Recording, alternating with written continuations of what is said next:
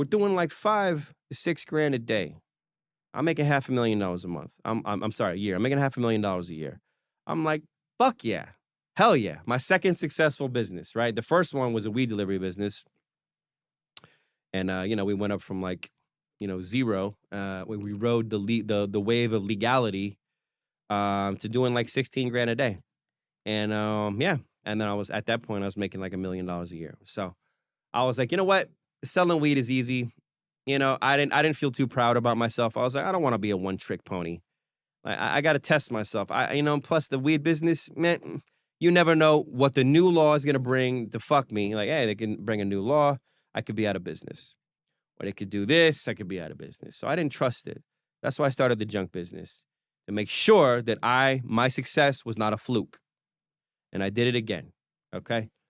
So $2 million businesses. One was making $1 million a year. The other one was making $500,000 a year. And this was like February, March, right before, and it was just 2020 when I had these both businesses, and I was feeling the king, top of the world, top of the fucking world. I figured it out. I came back to America from Taiwan with nothing, and I figured it out. I figured out the system. Fuck yeah, I love this shit. I got it all dialed in, right? I could fucking make any business successful. That's the mindset I had. I got 2 down. I was ready to go for another one. And COVID hit. Fucking changed everything. Whole world was turned upside down. So my junk business, the revenue was cut in half. My weed business, my revenue doubled. Yeah, that's right. So at the height of COVID, we were deemed an essential business. At the height of COVID, I was doing like $30,000 a day at one point in revenue. It was good. But the problem is, everybody knew that this shit wasn't going to last. You can't run a country or an economy on borrowed dollars or free money. It doesn't work that way. So all this free money that people were getting because they weren't able to work, there had to be payback and repercussion. And now, 2024, July, we are seeing unprecedented depression and recession like we've never seen before. My point is, I didn't need COVID to be successful. I was already successful. And if COVID didn't happen, the Bay Area would still be doing 16 grand or even more alone. Because we branched out to LA too. LA and San Diego. Now, out of all the cities in America, I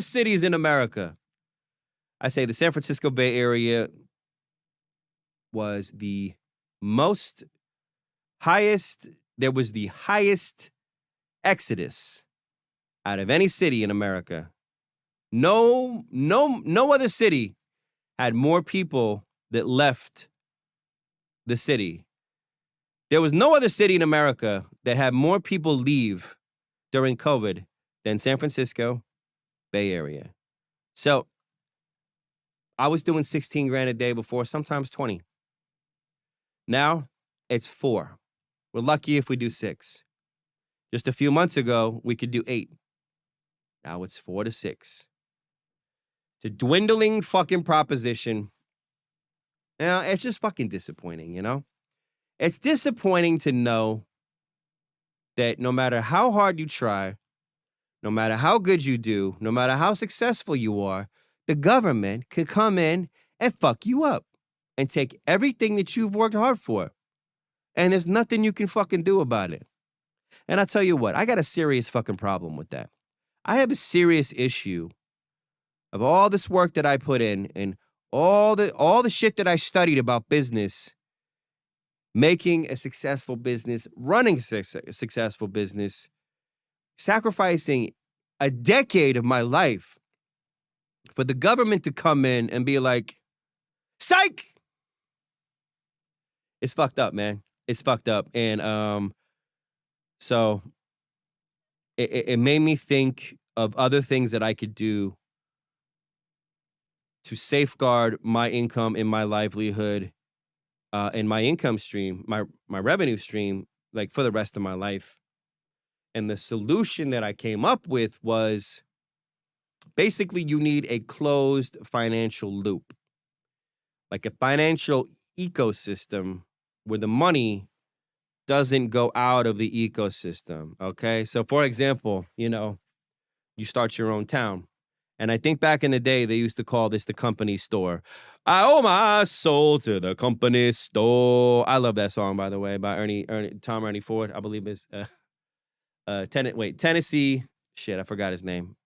You load 16 tons. Why do you get another day older and deeper in debt? Some payday, don't you call me, cause I can't go. I owe my soul to the company store. I owe my soul to the company store. Anyway, I think that's the only way to like really control your finances that are completely away from the government. Like, they can try to steal your money from the bank fallout, They can try to say that all this shit happened. They could do all this shit. But if you own a town and you own the gas station or charging station, like for transportation, and you own the grocery store, you own like an outdoor mall or a strip mall, right? Where they have all these stores. I mean, you can even own this. You could own the franchises and the stores, or you could lease them out to all the stores to offer, things, retail things for the people in the town that live there. So either way, you're protected. They come to your town, they buy your gas, they have to eat food, and maybe they work in some of these stores, right? They get paid. And then with that money, they want to buy clothing, right? So you maybe own the clothing store, you own the Nike store, or you franchise it or whatever. And then you own the fast food restaurant, you own the coffee shop, you own fucking everything. The money that you pay your employees, and this is what they did back in the the coal mining days. They had the company store. The money that you give your employees, they spend it, they put it in your bank, and they spend it in your stores for their clothes. Maybe you own the local car dealership. You own local property development company. The money that they get all comes back to you in one form. This is how you, no matter what happens, are not affected. You have an economic ecosystem where the money that goes out is paid out 100% comes back to you. Well, now you can't guarantee 100%, but a large portion goes back to you because they got to eat, they got to live, they got to drive, and they got to put clothes on their back. So this is the solution that I've come up with. If you don't own the company store, you don't have a financial ecosystem where the money you pay your employees, I at one point in time, man, I'm paying like $1 million a fucking year in employees. It's crazy, right? So if I set up a bank and they put all their money in my bank and say, hey, you know what? You put your money in your bank, I'll give you preferred rates on loans. Like we could do below market loans for cars and they still paying me. That money's still going back to me, their car. Or, if I had enough money and you build it up enough, houses too. You get a better rate than anyone else. You get the home loan from me.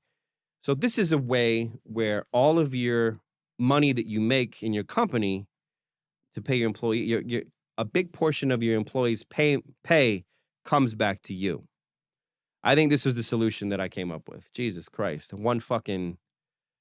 5-minute topic turned out into 15 because I really know how to beat around the bush. Jesus.